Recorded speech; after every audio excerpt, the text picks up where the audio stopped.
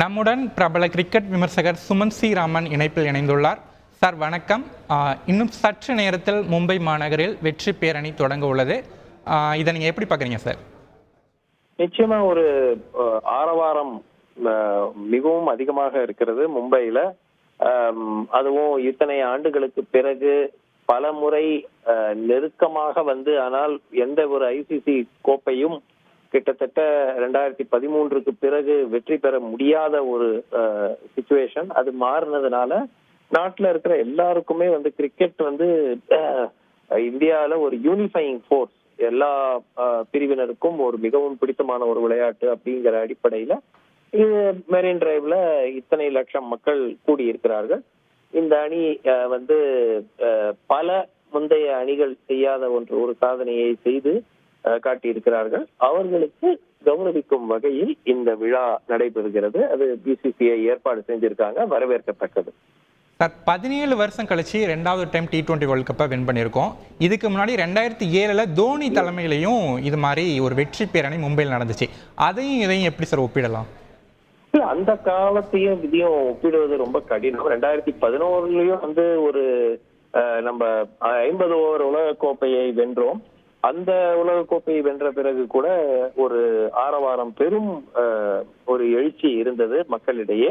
அது வந்து இப்பொழுது திருப்பியும் நம்மளால காண முடிகிறது என்றுதான் கருதுகிறேன்.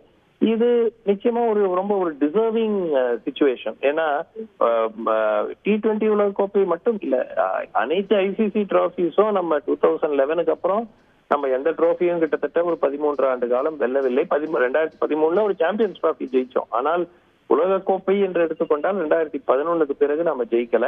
அதுவும் 50 ஓவர் ஃபார்மேட். சென்ற ஆண்டு மிகவும் நெருக்கமாக வந்து கடைசி போட்டியில நாம் அதை வெற்றி பெறாமல் இருந்து விட்டோம்.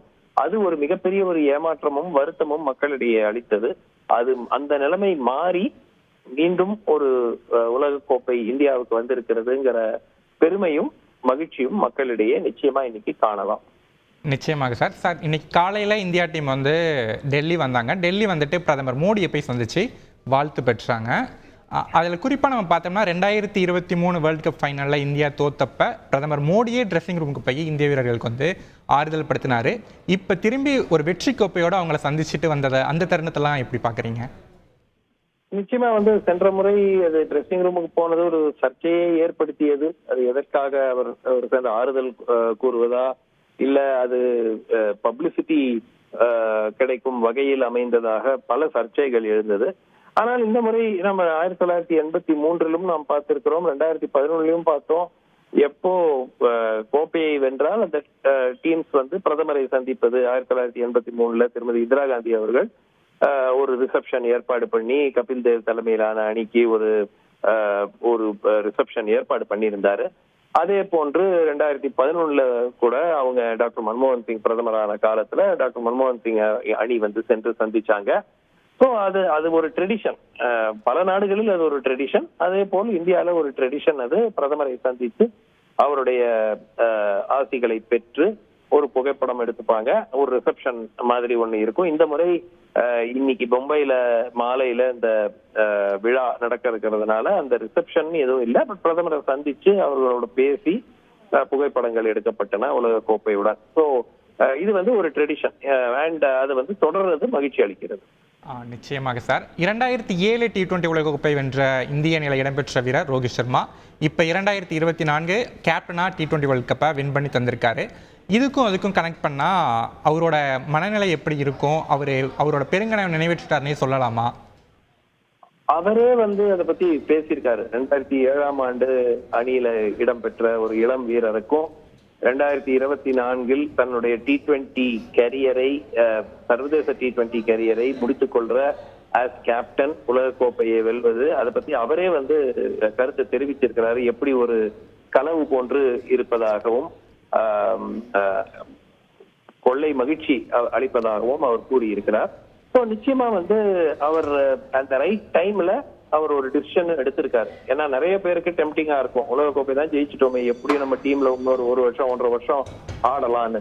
ஆனால் சரியான தருணம் இதுதான், இளைஞர்களுக்கு வாய்ப்பு அப்படிங்கிற அடிப்படையில 3 விளையாட்டு வீரர்கள் விராட் கோலி, ரோஹித் சர்மா, ரவீந்திர ஜடேஜா 3 பேரும் வந்து T20 சர்வதேச போட்டிகளில் இருந்து ஓய்வு பெறுவதாக அறிவித்தது ஒரு சரியான இது. இளைஞர்களுக்கு, நிறைய இளைஞர்கள் வாய்ப்புக்காக காத்து கொண்டிருக்கிறார்கள்.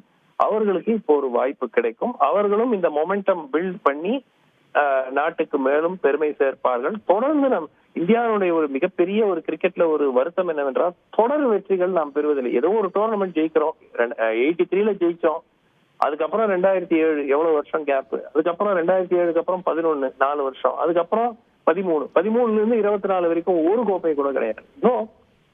இதெல்லாம் வந்து வருத்தம் அளிக்கக்கூடிய விஷயங்கள். மேபி இந்த முறை துவங்கி ஒரு தொடர் டாமினன்ஸுக்கு இது வழிவகுக்கலாம். ஒரு 5-10 ஆண்டுகளுக்கு எப்படி 80s 90sல வெஸ்ட் இண்டீஸ் இருந்துச்சு, அதுக்கு பிறகு ஒரு 90s 2000sல ஆஸ்திரேலியா இருந்தது போல ஒரு தொடர் 10 ஆண்டு 15 ஆண்டு டாமினன்ஸுக்கு இந்தியா இந்த முறை முயற்சிக்கும் அப்படின்னு ஒரு நம்பிக்கை இருக்குது. மிக்க நன்றி சார், இணைப்பில் இணைந்தமைக்கு. செய்திகளை உடனுக்குடன் தெரிந்து கொள்ள உடனே சப்ஸ்கிரைப் பண்ணுங்க.